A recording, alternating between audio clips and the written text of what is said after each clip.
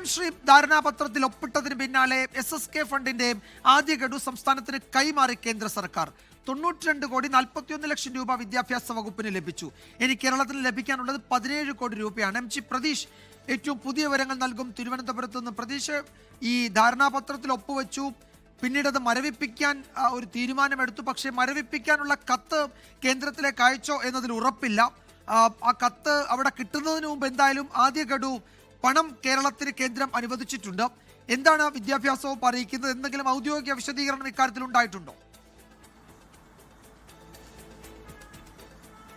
Vijayakumar, PM Shri പദ്ധതിയുമായി ബന്ധപ്പെട്ട വലിയ വിവാദങ്ങൾ ഉയർന്നെങ്കിലും പദ്ധതിയിൽ നിന്ന് കേരളം ഇതുവരെയും പിന്മാറിയിട്ടില്ല. ധാരണാപത്രം തൽക്കാലം മരവിപ്പിക്കാനുള്ള ഒരു തീരുമാനം മാത്രമാണ് സർക്കാർ എടുത്തിട്ടുള്ളത്. അത് ഇക്കാര്യം രേഖാമൂലം കേന്ദ്രത്തെ അറിയിച്ചു എന്ന കാര്യത്തിലും ഇതുവരെയും ഒരു വ്യക്തത വന്നിട്ടില്ല. ആ ഘട്ടത്തിലാണ് കേരളം ആവശ്യപ്പെട്ട അല്ലെങ്കിൽ കേരളം സമർപ്പിച്ച പ്രപ്പോസലുകളുടെ അടിസ്ഥാനത്തിൽ കേന്ദ്ര ഫണ്ട് ഇപ്പോൾ ലഭ്യമായിരിക്കുന്നത്. SSK ഫണ്ടായി 92,41,00,000 രൂപ വിദ്യാഭ്യാസ വകുപ്പിന്റെ അക്കൗണ്ടിലെത്തി. 109 കോടി രൂപയുടെ പ്രപ്പോസലാണ് കേന്ദ്രത്തിന് കേരളം സമർപ്പിച്ചത്. ഇതിൽ 92,41,00,000 രൂപയാണ് ഈ റെക്കറിംഗ് ഫണ്ട് ഇനത്തിൽ ഇപ്പോൾ കേരളത്തിന് ലഭിച്ചിട്ടുള്ളത്. നോൺ റെക്കറിംഗ് ഫണ്ട് ഇനത്തിൽ 17 കോടി രൂപ കൂടി ലഭിക്കും എന്നതാണ് ഇപ്പോൾ പ്രതീക്ഷിക്കപ്പെടുന്നത്. ഇന്ന് ഈ ഫണ്ട് അനുവദിക്കുന്നതുമായി ബന്ധപ്പെട്ട് സുപ്രീം കോടതിയിൽ കേരളം നിലപാട് അറിയിച്ചിരുന്നു. ഈ സ്പെഷ്യൽ സ്കൂളുകളിലെ അധ്യാപകരുടെ നിയമനം സ്ഥിരപ്പെടുത്തുന്നതുമായി ബന്ധപ്പെട്ടുള്ള ഒരു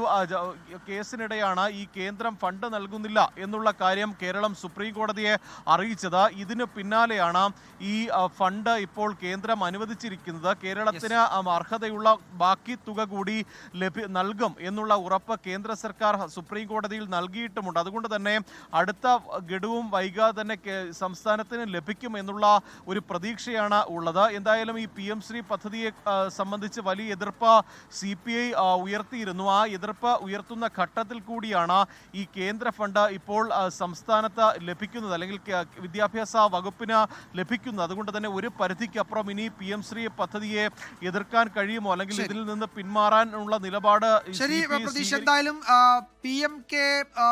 PM ശ്രീ MOU ഇമ്പാക്റ്റ് ആണോ ഈ തീരുമാനം എന്നത് പരിശോധിക്കേണ്ടതുണ്ട്. PM ശ്രീ പദ്ധതിയിൽ കേരളം ഒപ്പിട്ടു. അതിൽ നിന്ന് ആ MOU മരവിപ്പിക്കാനുള്ള തീരുമാനമെടുത്തെങ്കിലും ആ തീരുമാനം കേന്ദ്രത്തെ അറിയിച്ചിട്ടുണ്ടോ എന്ന് സംശയമാണ്. അത് ആ അറിയിപ്പ് കേന്ദ്രത്തിൽ കിട്ടിയിട്ടുണ്ടാകില്ല. ഇപ്പോൾ ആദ്യ ഗഡു, ആ കുടിശ്ശികയുടെ ആദ്യ ഗഡു കേരളത്തിന് അനുവദിക്കുകയും ചെയ്തു. അത് എന്താണ്, ഈ പദ്ധതിയിൽ ഒപ്പിട്ടതിൻ്റെ ഭാഗമായി കേന്ദ്രം അതിൽ ആ കുടിശ്ശിക നൽകിയതാകാം എന്നൊക്കെയുള്ള വിലയിരുത്തലുണ്ട്. എന്തായാലും അതിന്റെ കൂടുതൽ പ്രതികരണങ്ങൾ വരാനിരിക്കുന്നതേ ഉള്ളൂ. ലോകത്തെവിടെയായാലും ഏത് സമയത്തും 24 വാർത്തകളും ഓഗ്മെന്റഡ് റിയാലിറ്റി പാക്കേജുകളും എക്സ്പ്ലെയിനറുകളും വിശദമായി കാണാൻ ഞങ്ങളുടെ YouTube ചാനൽ നിങ്ങൾക്ക് സബ്സ്ക്രൈബ് ചെയ്യാം.